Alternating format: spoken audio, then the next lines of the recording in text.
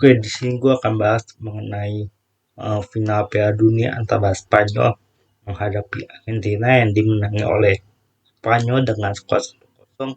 Tapi sebelum kita masuk ke pertandingannya, kita lihat dulu formasi yang diteruskan oleh kedua pelatih. Ini Spanyol menurunkan formasi 4-2-3-1 dengan memasang Oyarzabal ya. Lalu di sayap ada Alec Baena dan juga Lamine Yamal, sementara Kubasi dan Laporte ada di barisan pertahanan menjaga kedalaman. Lalu untuk Argentina seperti biasa di sini Luis Scaloni memasang formasi 4-4-2, dan menurut gue formasi 4-4-2 ini mungkin akan menjadi masalah, nanti kita lihat karena panjang pertandingan ini Spanyol terus menerus mengulung Argentina ya, dengan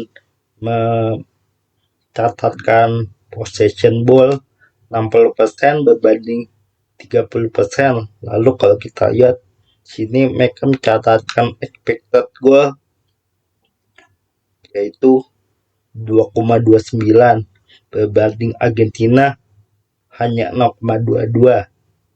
Dan di sini Argentina hanya melepaskan 2 total shot dan 0 shot on target yang menjadikan mereka memecahkan sejarah sebagai tim di final pertama yang gagal mencatatkan satu pun shot on target ke gawang lawan.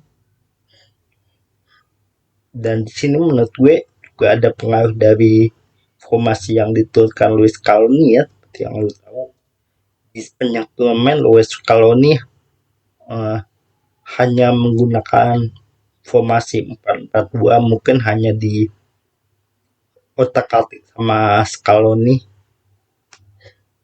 Ini Spanyol walaupun juga memiliki formasi pakem 4-2-3-1, tapi mereka memvariasikannya dengan gaya pemain yang lain. Sementara Scaloni kalau menurut pengamatan gue itu tidak terlalu banyak berubah taktik, dan benar saja karena taktik ini Argentina jadi tidak punya counter untuk melawan taktik dari Luis de la Fuente dari tim Spanyol, sehingga Argentina hanya bisa bertahan dari gempuran timnas Spanyol selama 90 menit.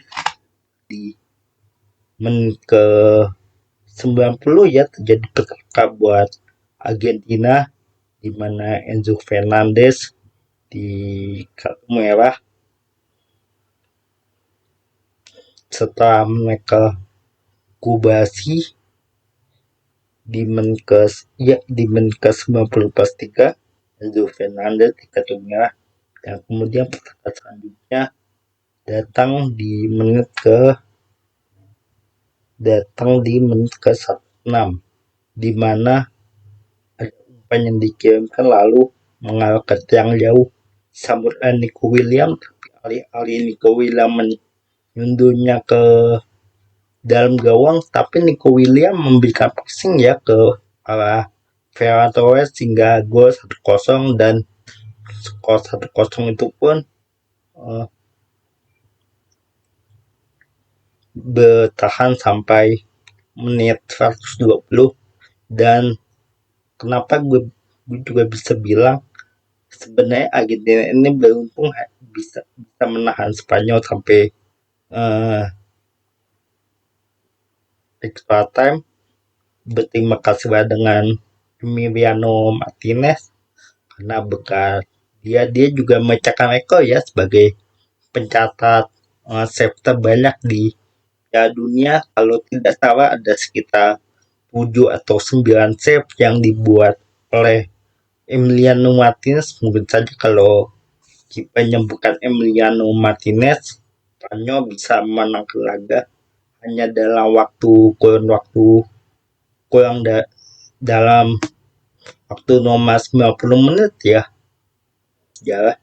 Yaitu Spanyol adalah tim dengan jumlah kebobolan paling sedikit yang menjadi juara, di mana mereka di round of 16 ya, tahu di quarter final mereka dikalahkan oleh mereka menang kebobolan atas Belgia 2-1, di mana ya Spanyol hanya kebobolan menghadapi Belgia.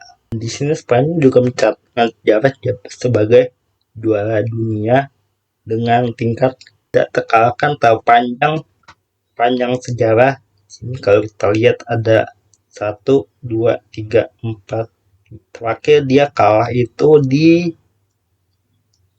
Spanyol kalah itu menghadapi Kolombia ya di Maret 2024. Artinya sudah lebih dari setahun Spanyol mempertahankan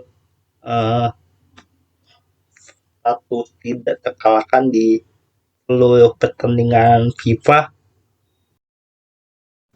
Dan juga di sini gue akan membahas sedikit mengenai Piala AFF. Di sini Indonesia tergabung di grup A bersama Kamboja, Timor Leste, Vietnam, dan Singapura ya, dimana partai itu sudah memutuskan karena squad mereka, sementara Indonesia melalui John Herdman terakhir baru memanggil 50 preliminary squad.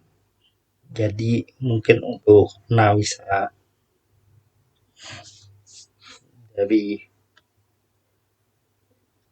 AFF mungkin belum terlalu bisa berkuat mendalam karena squadnya juga belum ada gitu loh.